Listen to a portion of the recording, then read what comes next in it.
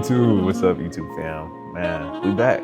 We back. I took a little hiatus, but it's for me. For the ones that are new here, welcome to the channel, welcome to the family. But I took a hiatus, and that's just really what this video is about. It's just learning how to step back. And that's exactly what I needed to do. I needed to learn, and I needed to more so get comfortable with the fact of being able to step back, let go of the things, not let go, but yeah, in a sense, I guess I'll say let go of the things that were working for me for a good amount of time, for a good minute, that allowed me to get to where I am today, and realizing that it was time to pivot. I had to reel it back in, and I just had to take a break from the camera. I had to put the camera down. Not fully, because on the other end of it, like business-wise with content, it's been doing great. It's been doing amazing. I have zero complaints, and it's been super, super fruitful. And it's crazy because the fruitfulness came from me stepping back from the things that I was doing for so long with content. Now, I'll get to that, but real quick, I've been a creative for a long time. Been a creative since I was 14,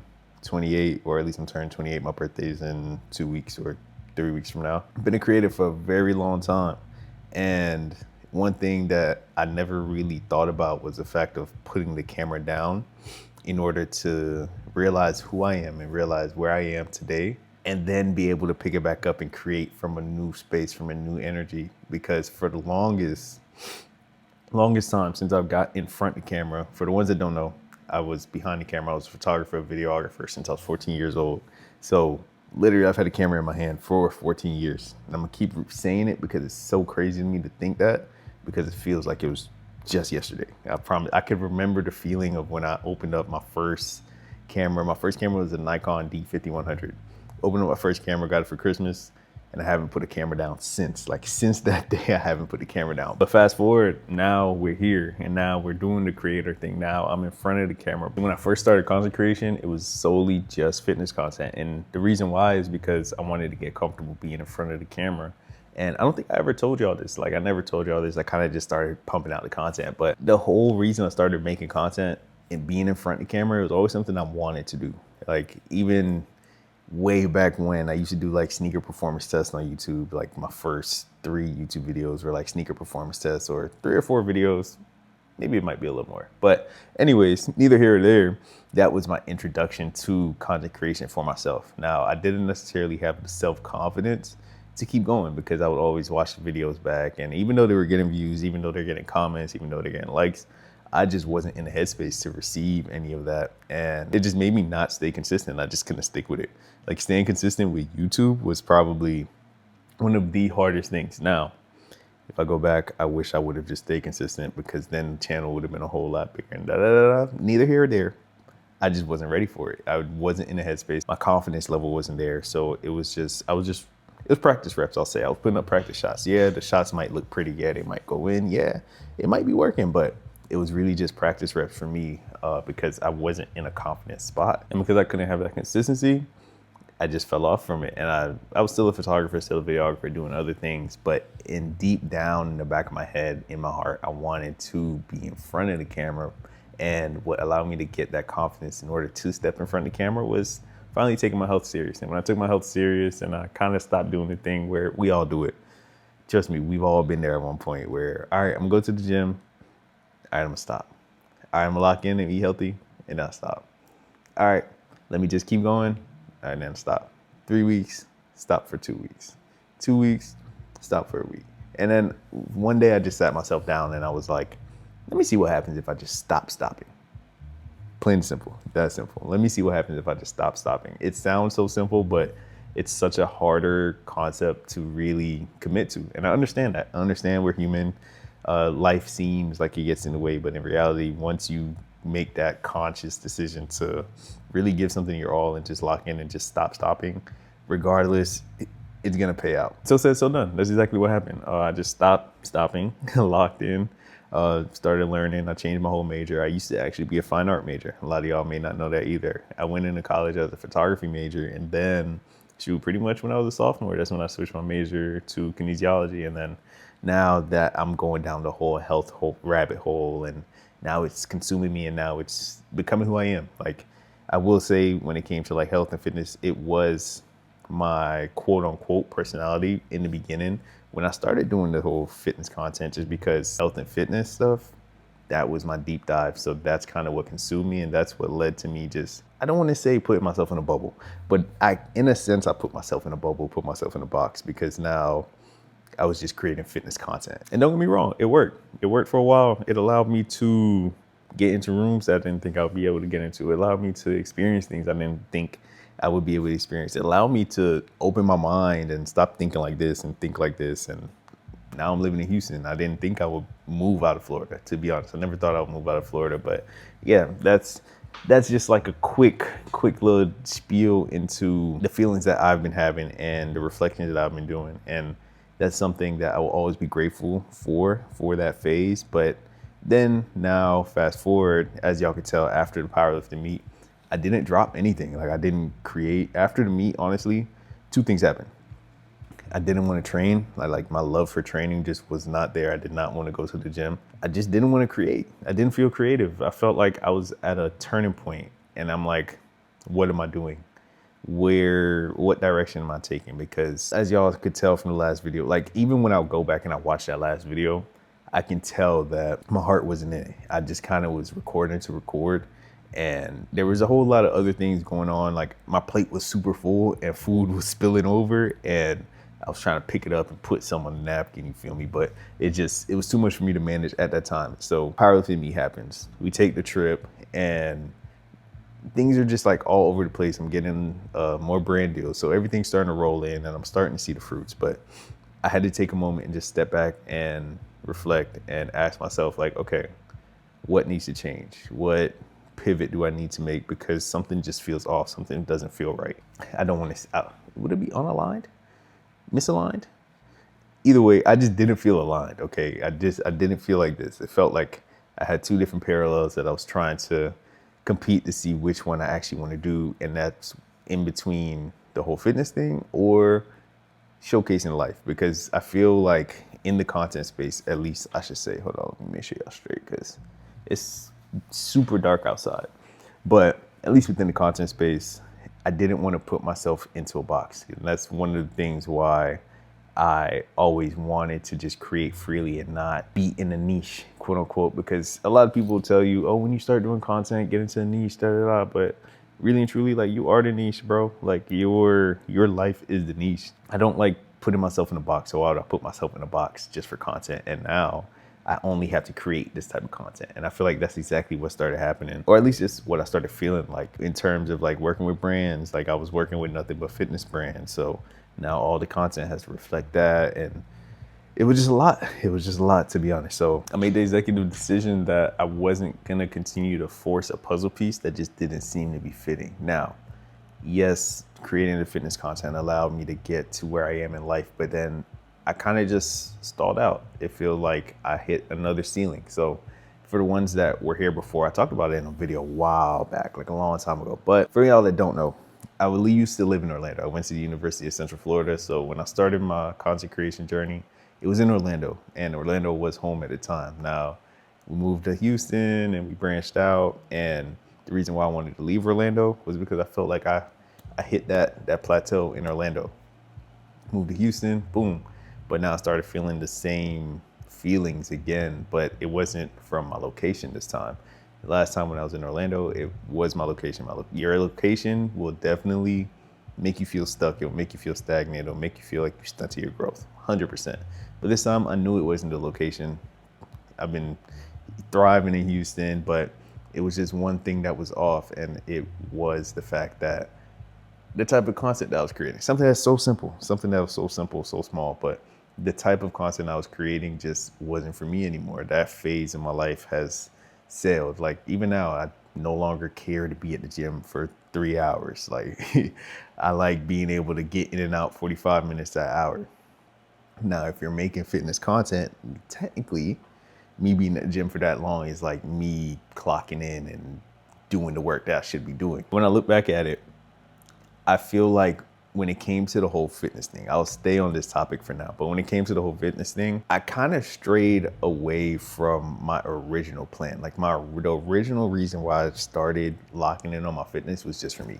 Just for me. Like I'm an athlete, and my biggest thing was I just want to feel healthy, but I also wanted to be able to run fast, jump high, be strong, and be able to move really good athletically.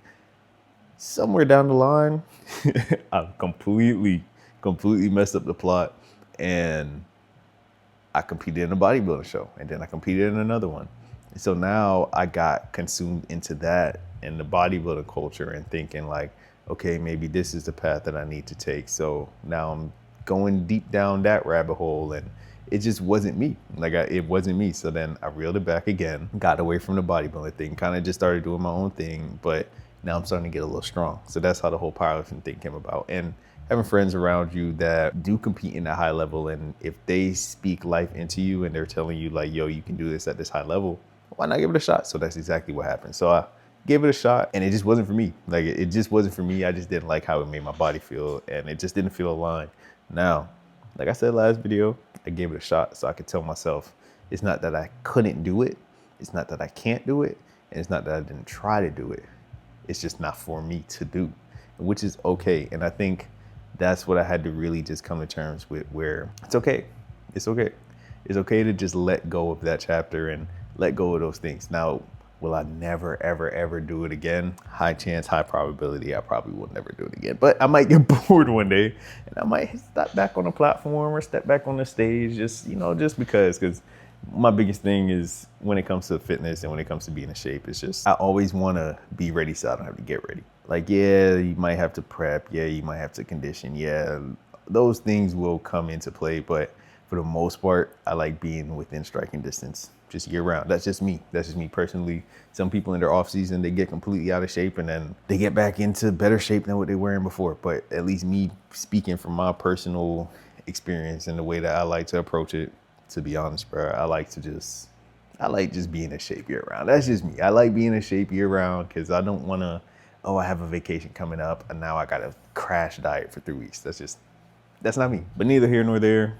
That's just where I'm sitting at when it comes to fitness and my overall goal with that, because I know some of y'all probably did subscribe because of the fitness side of things. So I just want to bring everybody up to speed on what's going on and why I've been MIA. But when it comes to fitness, like I'm still going to be training. I'm still going to train hard, but I've changed my training approach to more of a, I don't want to say lifestyle, but more of a blend between athletic training and typical hypertrophy training, but mainly having a real focus on blending the two. So making sure I'm moving athletically, making sure I'm moving explosively, making sure I'm doing aerobic training, making sure that I'm doing endurance training, but also making sure that I'm doing my hypertrophy work, I'm doing my strength work and everything. And it all goes hand in hand. And I feel like that's really what it is. I like to call it just training to be a unit. That was the whole reason why I started in the first place. And I told y'all it just kind of got lost in the plot. But that was why I started the whole, like, locking in the gym in the whole place. I just wanted to dunk. For reference, I'm 5'7", I can dunk a basketball. That was my introduction to training because I was training with a purpose to dunk. Now, later on down the line, and I've been doing that since I was in high school, but later on down the line, it got to a point where I'm no longer competing in sports competitively. So now I'm just doing it for me, to be honest. I'm just doing it for me. And I think that's really what I just wanted to hone in and just get back to the root of it. Like, why am I doing all of this? I'm doing it for me. It's not for anybody else. It's not to seek satisfaction, or it's not to seek any type of gratification from like outside sources. No, it's just for me. And I feel like I started straying away from my baseline core principles of doing stuff for me, doing what feels good for me, and kind of just doing what people around me were doing because I can. And that's really what it is. Like, put in that much effort into it because I could, but it wasn't necessarily like a love of mine. I'm at that point where if I don't love something, I'm not gonna do it. Like, I'm not gonna have it on my plate if I'm not passionate about it.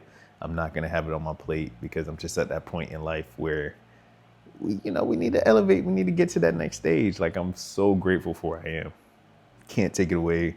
I wouldn't change it for anything in the world. But in order to get to that next phase, you have to be able to step back and zoom out and analyze, okay, is this for me? Is it working for me? Have I grown from it? And quite frankly, keep it a band. Like I was saying with the fitness content creation stuff, I haven't grown. I didn't grow within that realm. So it was time for me to just step back. And that's exactly why I put the camera down. And I put the camera down because I just didn't want to make videos for the sake of the algorithm, to be honest, because I feel like I wasn't resonating with any of the content I was putting out. I was just putting out content to put out content, and it wasn't out of love. Now, on the flip side of it, we've been doing a whole lot of UGC stuff. So for the ones that don't know, when you're a creator, you get paid either straight from the platforms themselves for views, you get paid from brand deals, brand paid collabs that you might post on your page, or you could also get paid from UGC deals, which are videos that you create just for companies to use for their commercial reasons, and you negotiate your prices and stuff for that. But it's literally just content you create that the companies are using for them, and you don't have to post it on your page. Now, alhamdulillah, we've been doing a lot of UGC deals, and it's been amazing because ever since I literally, wallahi, as I put the camera down and I'm like, you know what? I don't think this whole fitness creation thing, like solely just fitness creation, is for me. Put the camera down, we started getting brand deals coming in left and right. Wallahi. So it's just one of those things where the only way to answer what has been going on is God, because in theory, if you're not posting as much content, you're not putting yourself out there as much. So it's one of those where you're kind of limiting opportunities to come in. However, I've had posting content for years. So it's like, it's out there in the universe and the energy just reciprocated itself. It was just time. Like, it's one of those where I can't even describe it. It was just the time. I couldn't give you a game plan on how to do it. I couldn't give you a blueprint. I couldn't walk you through it. I couldn't give you a guide. The time just hit. It was just the right time for me to make that pivot. And the resources came in where, okay, I've given myself even more of a cushion to be able to pivot. And on the terms of that, in terms of pivoting, we've been locked in on trading. Now, I'm not one of those people that like, I'm gonna sit here and try to sell it to you. No, I'm doing it myself. So hold on, let me make sure y'all good. But yeah, I've been super locked in on trading because I got to a headspace where I'm like, I don't want anybody to necessarily cut my checks. I don't want to be too overly dependent on somebody else in order to make an income. And even though being a creator, yes, you get a lot of free time, you get a lot of flexibility, you still do have to deal with companies putting you on a net 30, a net 60, and net, I haven't had to deal with it, knock on wood, but net 90. So that means you have to wait 3 months to get paid from a piece of work that you did. Now, even though it might be a substantial amount that you get paid and it might be not worth it, but if you were to break it up across 3 months, it'll be like, okay, like it was still pretty good monthly. But it's just one of those things where I don't want to be overly reliant on that. Now, it doesn't mean I'm not going to do brand deals and all of that, because that's just a part of it. And I'm going to be a creator for life. Well, at least for as long as I want to. But even though the financial blessings are coming in from the content aspect, I kind of just wanted to take my finances into my own hands. And that's why I locked in. Well, I've been way more locked in with trading because I posted about it before. But we've been on the charts. Listen, I've been putting in pain. I've been putting in pain on these charts, and it's starting to pay off. But that's something I'll touch on like a little more down the line, and like I'll probably like do a deep dive on that later on for the people that care. But yeah, I just didn't want to get too reliant on these companies, because at the end of the day, if you still have to wait for a paycheck from anybody, no matter how you get it, whether you're a contractor or anything like that, like it's still not in your control, still out of your hands. At least with trading, it's up to me. And I mean that across the board, like trading, investing, all of that. At least I know if I put my money into here, that I'm getting from the work that I'm doing, is going to be a whole lot more fruitful, and it's going to lead to a whole lot more freedom. Because at the end of the day, the whole goal is freedom. It's freedom. Because even though you get a lot of time freedom as a creator, there's times where I just want to create just to create. I just want to post what I want to post. And I think every true creative, because we're in an age where when it comes to content creation, that a lot of people are just manufacturing content. And there's no love behind every post, or there's no love behind every video, because there's times where you have to pump out a video just because you have to put an ad, or you have this brando that you need to post by Wednesday. So now you have to film a day in the life just so you could integrate it into, just integrate the product into the post that you need to post on Instagram or post on TikTok, post on YouTube, whatever it may be. And I feel like that takes away from the love of creation. As simple as, shoot, I'll keep it a band, even YouTube, y'all, like, keep it blood raw with y'all. I'm gonna keep it a buck. Even on YouTube, like, there's some music that you can't use because you just won't get paid for it. You can't monetize the video, plain and simple. But in reality, like, if you weren't doing it because you didn't need it, like, and I mean, like, if you don't need it for income and you're doing it solely just for the love of creation, now you could approach it on a whole different level. It doesn't matter if you get a copyright strike, or, well, not copyright strike, but it doesn't matter if you get a video that's copywritten or anything like that. So that's just where my head has been. So that's why I've been locked in on the charts, and actually took the risk. Well, not risk, but I took I don't want to say risk, but I guess you will say risk, because everything you do has a risk in it. But more so, I want to say I took the initiative, and I actually got a mentor. I actually invested in a mentor. Slow down, relax, bro. My fault, y'all. I ain't eat yet, and I ain't have my caffeine yet. But I actually invested in a mentor, and it's been fruitful already. And even being able to have the means to invest what I invested in this trading mentor just goes to show that things will align, and things will line up when it's time for it to. But I had to lock in. I had to focus up. And now that I was able to free myself from either the, not burden, because it's not a burden, but just having the weight of like, okay, I have to hit this deliverable for this brand, and I'm not even on salary with them or anything like that. So just having those extra burdens just didn't allow me to be able to really focus on the things that I need to do for me. Because at the end of the day, when you're doing like work with these brands and stuff, bro, you're making them better.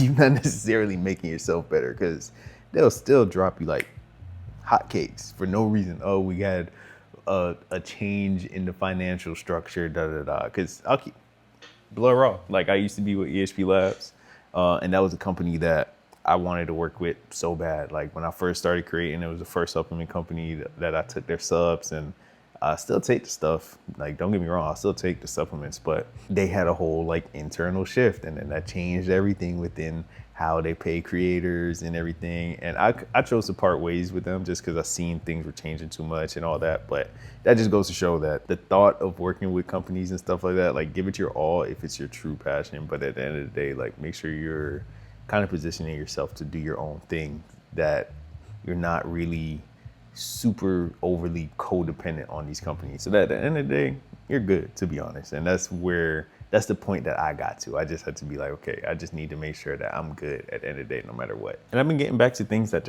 I just enjoy doing. Like, I've been playing basketball again. And I've been hooping again.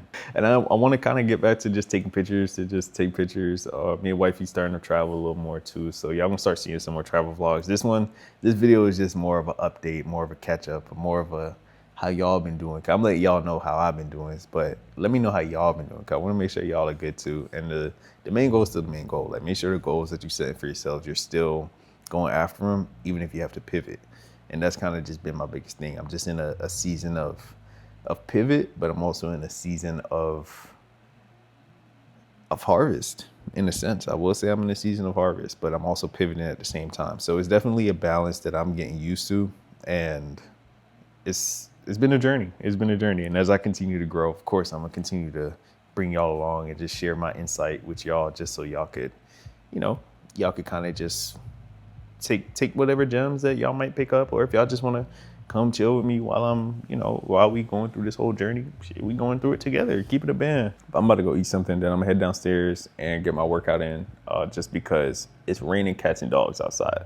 It's that time of the year where almost every day it's gonna rain in Houston. And when it rains in Houston, you don't know where it's gonna flood in Houston, because it's not always all peachy. Like when I'm in the house, rain in Houston feels like it's raining in Houston, my love. But when I'm out there, I don't want to be on the road in that, fam. It's just frustrating. The people can't drive. The roads are all over the place, yada, yada. So I'm going to go eat something. I'm going to boot up. Then I'm going to go downstairs. I'm going to get my workout in. I got a push session. I got cardio to do. So we'll get that in, and then I might see y'all later. I might end the video. I really don't know yet if I'm keeping it a band right now, but I just wanted to make sure that I came on here and I updated y'all just on where life has been, and just letting y'all know that we getting back into things.